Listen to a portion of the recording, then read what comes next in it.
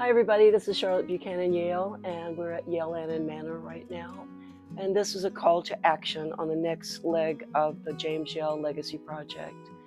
Every week from 2025, on the second anniversary of James leaving planet Earth, we've been posting once a week rediscovered art. And now we are looking at, for the third year, we want to have you participate because James did over 2,000 pastel portraits. He was a street artist in the 60s and went to all the different art shows. And you can see it was $5 and up. So James would always get emails from you all. And it would say, I just want to tell you that the painting that you did of our Aunt Frances still is hanging over the mantle. It means so much to us. And what we would like to do is have you contact us at jameshill.com. And if you have one of the 2,000 pastel portraits, that you would let us help build this portfolio of James. And one day we see a whole wall of your pastels framed like a kaleidoscope of color.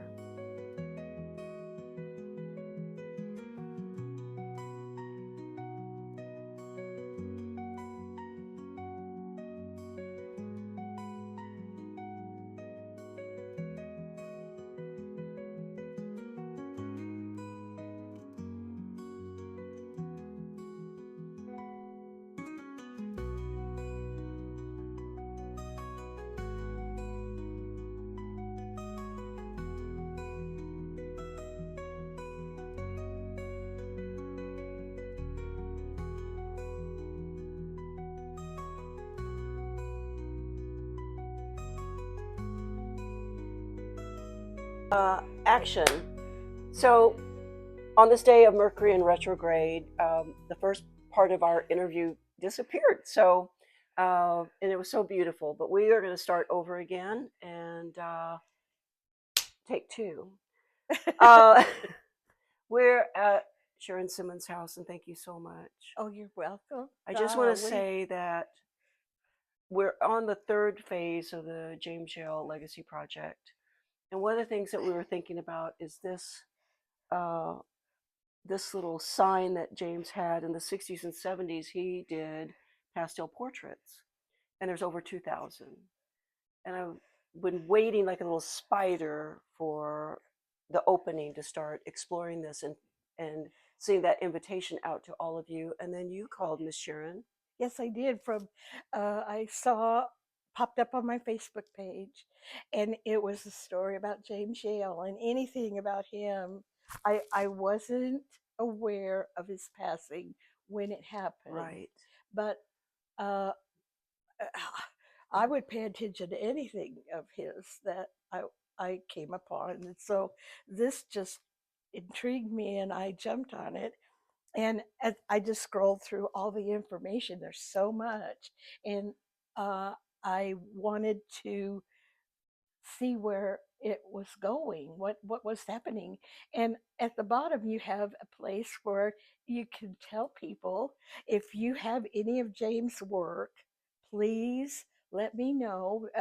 Write your name in here, and let me give you a call or whatever, so we can connect. You said, and I had two pieces, and I signed up, and um, it didn't cost me anything. It was my friend James, and I was pleased to do that. You know, when I saw that pop up on the email machine, and you said that you have two of his pastel portraits, I knew the door had just opened for this next adventure, because he would get emails all the time that would say, and they would share a pastel portrait and say, this has been in our family for years. And it has meant so much to our family, and I just wanted to let you know, and it's been passed down to me. And so James told me he had over 2,000. He did over 2,000 portraits, because this little sign that says portraits $5 and up, and we were just talking about this in the 1960s and 70s when he was doing the art shows, and that, I mean, $5 was a lot Oh yeah, back it then. was. And I can remember we had just moved here from Kansas City, and we bought that old house on West Central, and it was 304 West Central. It's now part of the Methodist Church parking lot, and I have no idea where the house is, Right. but I would like to know. And if if anybody knows, I'd love to have that information. But um, And you know what? please, That's what these interviews are great because you never know who's right. someone like pick me. I know where it But I is. saw all of that, and I knew that I could contribute. Just it's my nature. I mean, it's just I wanted to see if you could use any of the information that I had in these two pieces, this portrait of me and this portrait of Richard. And you did. You had an idea. Well, you are the match to the flame that is starting this next adventure. And this, again, this is an invitation to everybody out in the world that, may not even know they have a James Yell that's up in their Right. attic or in their storage Hmm. unit or over their mantle. And I know that you met James in 1974. Um, 19, yeah, we that's when we bought the house on Central. And um, at that time, um, I had been painting in Kansas City, and I decided that I wanted to try that here. But I ran into a watercolor teacher here by the name of Will Schaefer. And Will was from the north and willing to teach, and I was thrilled to death. So I jumped into that, and it got me into the gallery, which was Vincent Square, the frame shop in Mhm. Vincent Square, which is where the original the frame shop was. And the owner of that was Don White, who was the Methodist minister, uh, and he also founded the college at Northwest Arkansas Community College. And so, by being there in that atmosphere, I was there in a time when it was kind of in transition. Don was retiring Right. from, and so James was there with his artwork to be framed. And I was meeting a lot of artists then. And James was the, well, there's no way he could help but be one of the most memorable artists. If you ever met him, he was one of the most memorable artists really I've ever met. I Hmm. mean, I've met a few, but he had a uniqueness, and his soul was so true to who he was with his artwork. And he created things that didn't just come from somebody else's picture. That's not the way James worked. He worked by pulling it from his ideas in his mind. And then I remember telling you that they traveled from his designs that he sketched, or from his whatever he knew and Right. saw in a vision, and it went from his mind to his hand out on the paper, and it was created in the Right. way he wanted it to be created.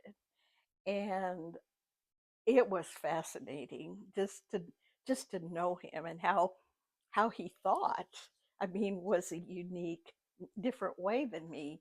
And my work isn't anything like James, but he uh, But artist to artist, I mean, to have these conversations. So, as his wife, I mean, it was my honor to be his yeah, wife during that time. right, yeah. But as an artist, you speak the same language. And Mhm. so your conversations, on what I'm learning about James's work and you rascally artists is that I Yes. wrangle you all, Hmm. but I'm learning the inspiration of your composition, your own truth of how Hmm. you lock onto that Hmm. vision. So I can't even imagine what your conversations were like. Well, it was more about being friends. It was more about design in in the framing with the frame shop, because I worked there. and I ventured off into my own thing, which became a studio named Creative Space in downtown Bentonville. Mhm. And uh, in the gallery at my studio and gallery, I represented James in his work, and he brought me lots of prints. And I didn't tell you that earlier because I Oh, had good. a little secret. New information. I had a little secret to share with you today, in that when I went to storage to find these, I found a collection of James' work that I had, and I put them in bins, like people could thumb through and look at them. And some of them were right from the printer row where he had some of his printing done. Right. And we just had a lot in common around the artwork. Yeah. And it is like, I wonder about these, that how did these come about? Well, in meeting him at the frame shop, I honestly, sorry, I can't remember, but I can tell you, I could remember that there was a clothesline in one of the galleries that was off the side, and um, the Crumpet Tea Room was up there too. It's a little tea shop, and down the hall from the tea shop, there was a room where I think Dr. White or Mike put clothesline up, and James put clothespins or clips on his portraits and as examples. And oh, when I saw him, I wanted to do that, but I can tell you my budget was nothing. I had no. We had just moved here. We bought a house, um, and I just didn't. I don't know how it all came about, but I wanted James' work. It was just the way. I mean, I knew that, and he was so good at what he did, even in those early days, and to sell it for $5 or whatever. I just, uh, This was probably the down and dirty yeah. art, Oh yeah. craft fairs, but these, Yeah, these are really, I mean, and I framed them because I knew how to frame. I framed them myself, and they've just stayed like this, and they've been around. You can see that they're I, bunged up.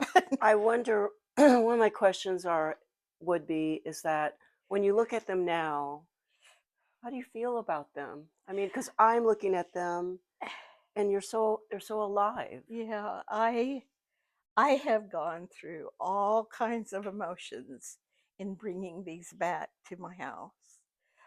Here now in this time of 19 or 20, whatever it is, 2026. Anyway, I had to find them in a storage unit, which they had been there since I closed my studio in 2000. So I've been away from them for all that time. Right, And what it's like seeing them anew again. right, And I see that he captured my heart in my eyes somehow.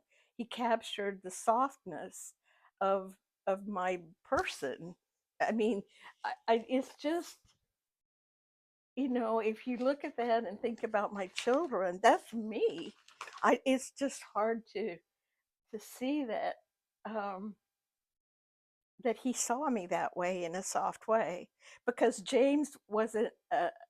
I mean, he was exuberant and outgoing, and he did a lot of different things that people don't always like. I don't know how to tell you. I was very solitary, very quiet. Tried to join clubs and groups, but James was everywhere, and I couldn't possibly have done that. And he captured that. And to this day, it surprises me that I can still see, even with this portrait of Richard, how that's Richard. I mean, it'll be okay. Okay, oh, is it okay? yep. anyway, Richard was from Berkeley, California, and Timothy O'Leary had been one of his friends, believe it or not. Timothy Leary. Yeah, however you say it. Anyway, you can see in his eyes there's some spirit there, and his parents had moved here from Berkeley, and so um, he wanted to make a trip down here, and I knew him, and so we came down together, and he showed me the Catholic church uh, at Eureka Springs, where the Christ of the Ozarks is out from Mhm. Hillside. And I stood there in tears, and I knew I was home for the first time Wow. in my life. And I told you the cookie jar story, so Yes. you know I was fighting for my life at that point, and Richard helped me come to know what the Ozarks held for me, and all I had to do was stand there and be able to feel the peace, and I knew I was home. So we immediately bought a house, and he took to his job by doing on the road. He was a truck driver, Mhm. and he worked for Walmart, and I worked for Walmart for a little while too. But I came home every night in tears, and all he did was work hard. You know, a lot of times this is one thing we're trying to convey for James. He felt it was very important that you look deeply into a painting Right? to give it more time, because someone might pass by these. But when you start looking at both of these, I mean, the eyes are so alive. Yeah. I mean, your eyes are so Well, and kind. I mean, he brought out this kindness, and even with your lips. I mean, he must have interviewed you both to be able to capture your spirit in such a way. well, I think that he must have taken photographs of us up at Vincent Square, and I I I wish I could tell you more why he captured Richard more than I can even express, because I mean it's like James had a miracle way of seeing deeper into people somehow, Right. and he saw the mom in me and the homemaker in me and the person that was struggling, working on uh, to make life for the children really good, and Mhm. I think he captured that. But Richard was another story. I mean, I'm looking at Richard and I feel like I know Richard. uh, I feel like I want to tweak his little mustache. I mean, he really has. What does it feel to look at these now for you? well, I have to say, when I went to get them at the storage unit where I have had them stored, I had to dig around, and I didn't expect to be a difficult day. Mhm. But when I found them, I grabbed them out. I was just thrilled to death. And then I put them in my car. And then I went back in and I got all the prints and stuff for you. That was so sweet. And um, by the time I got them home, I had to go 2 days without looking at them because it brought back the memory that Richard passed from cancer. And the house on Central sold, and I had to move, and all kinds of different things, happened. But um, Richard gave me everything.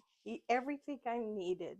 Right. He was my support person, and he had tons of friends. He was a motorcycle rider, and uh, in fact, he rode out here in Bella Vista Highlands before it was houses. In fact, he was a character. Yeah.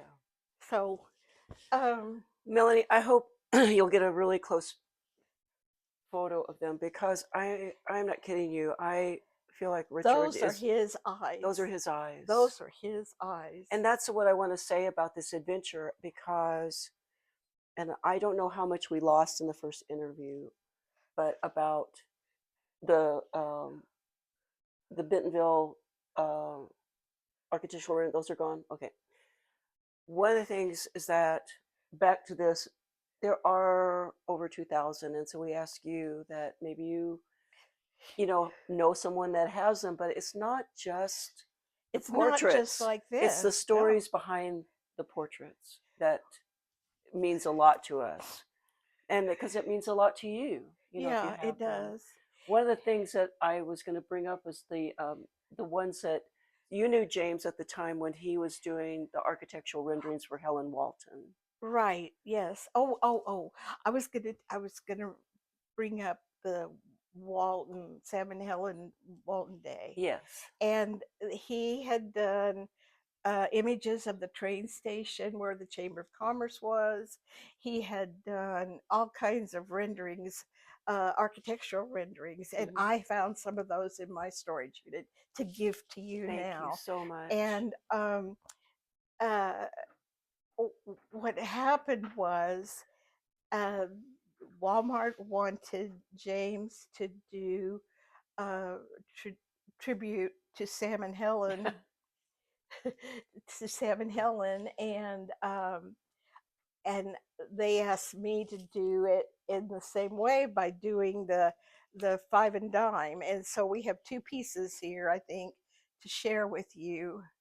Um, the Walton Five and Dime, which is this is my original sketch pre-painting image before I did it in the final uh, phase, well, the completed painting. And these are James pieces that he did. He did portraits of Sam and Helen, and they became a medallion that was honoring Sam and Helen Walton on Walton Day Right. in Bentonville, where they had a parade.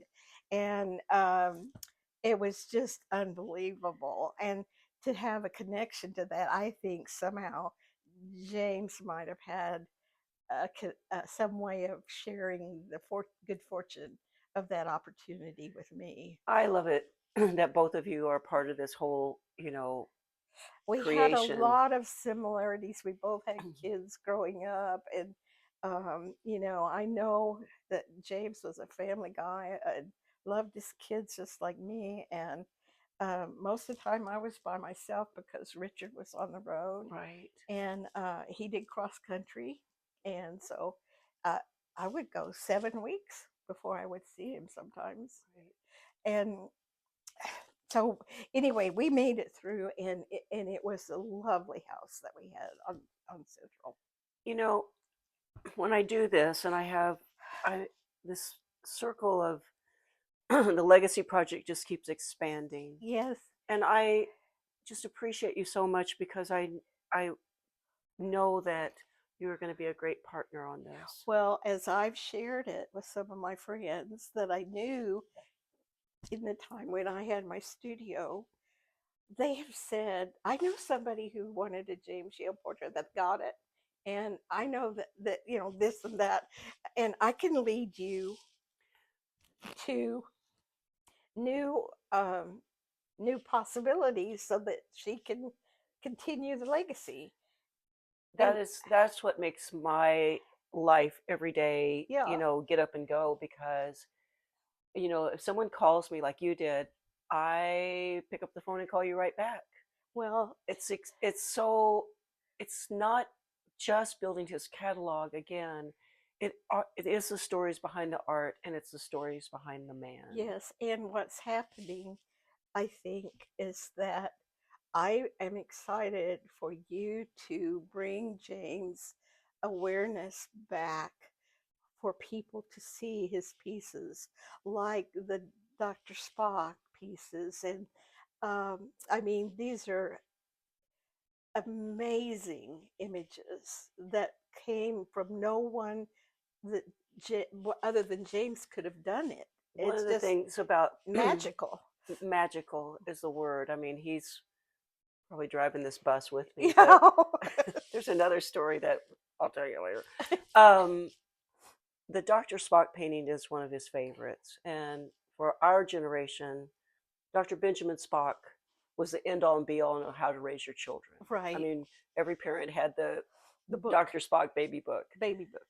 But the painting he did, he loved Ben Spock. Hmm. And as uh, later in Ben's life, he brought all these children into the world. But then he became just anti-atomic bomb, Hmm. He anti-nukes, did. He did. and And he talked to James, and he was getting ready to write this they article had a about lake it. house Yes, out at the lake. They the, did. bing, Yeah. bing, bing. That's Yeah. true. And he created James on all of these portraits he did. He photographed you. He photographed you. He photographed you. He drew every which way your face went. Hmm. And the painting is so magnificent because there is this pregnant woman, and John Corbin was telling me that originally you could see the child, Yes. in her pregnancy. Yes. And she's looking through this pane glass window, and Spock is going through his papers, and all of a sudden the atomic bomb goes off, the glass is shattering, and he wanted to capture what his look on his face would be like. Yeah. And it's such an extraordinary painting. Yeah. And it's called If Not for Your Children, Do It for Yourself. And it's so important today as it was when he painted Well, it. I don't know what the opportunity was, but for me, I got to see it in process. Oh, really? Yes, and that's why it's one of the most memorable. I Oh, mean, it just was really important, and he's right. The drawing was within. I mean, the child was inside, and it was Eli. I mean James' son, and they were waiting for him, and I don't know. It was it, incredible how it's he put it all it's like a together. pentimento. I mean, he literally would draw you from your anatomy, from your bones to your flesh to your draping, And how, I mean, I don't have any training. I just, He doesn't either. I, He was I thought self-taught. he had training forever. No. Wow. But that's what his legacy is for a young artist coming up. Hmm. Whatever your gift is, whether you're a chef or you're a motorcycle racer, Dedicated. He was incredibly he dedicated. would say, I didn't pop out this way. He worked at it. And Yes. he talked about being a young man, and he there was no art schools growing up in Jasper, Missouri. He literally would take his fishing pole and his sketchbook, and he would have a magnifying glass, and he would go Oh, I can visualize it. direct into seeing things that we pass by. Yeah, no, his mind was not the typical artist's mind because he was kind of like more than a magician. He was an empath. And when he met you, he didn't just see your person, he saw your mind, he saw what you believed in, he saw, and how can one person in a short amount of time come across other people and point back to them like he's pointed back to Richard and I, Yes. who they are, Right. that lasts for years. Yes. And it's unbelievable to me. I But have to say, I'm absolutely enamored with both of you and with you as my friend now. I met you briefly when James was on the planet, but this means so much to me that, I mean, the universe with this project, I've always said that I've been an event producer my whole life, mm-hmm. and I knew all those years with James because he painted a lot of this in the throes of MS for 35 years. Mm-hmm. And so for me, I was a wife first, and I didn't understand. Mm-hmm. I'm learning about the artist. I'm learning Mm-hmm. about how you all, are inspired in your composition and how things are put in front of you that you're gonna, it's an incredible challenge. The yes, work of an artist is yes, an incredible, personal, yes, driven yes. challenge. And it's lonely too. Yes, it's incredibly sedentary. It's incredibly something you have to do by yourself on your own. And when I mean James' ability to draw was way beyond my ability, in that he could visualize something and put it on paper. Right. I just didn't, I couldn't just. Let's not sell yourself short, because I've seen a lot of your paintings of this place, and they're so gorgeous, and you can fall into them. For we all need to learn to stand in front of nature and paintings for longer. Mhm. But I would think what James's legacy is, besides that of being a master artist, is for the next generation is earn your craft. I mean, Yes. someone said, I just can't get it right. I remember she said that he said to her, I didn't start this way. You just, if that's in your heart, you keep building your craft, building your I craft, building your never had craft. any idea when I moved to Arkansas that I would find a building that was built in 1890 or whatever, and it was a photographer studio. And I would take this building that was falling apart and restore it with the help of friends like James, neighbors like James, and turn it into a place that the community could come to. I could represent artists like James and show his talent, and my pieces of James' work and even my work, where I was a very beginning watercolorist. And on the clotheslines, people could walk through and see a little sticker with a minimal price on them. And, I don't know how I got these. I mean, I honestly, we had so many health challenges with my children, my son in particular, but I was able to do it. And I couldn't be happier that I still have them. It's my honor to sit before them and to hear your story and to meet you. And this is more than a story about James. This is a history of our region. It is. Thank you so much. What a day. What a day. Really... And we did it twice. Yeah. Who knew? I think we got there. I think we did. Thank you so much. Thank you.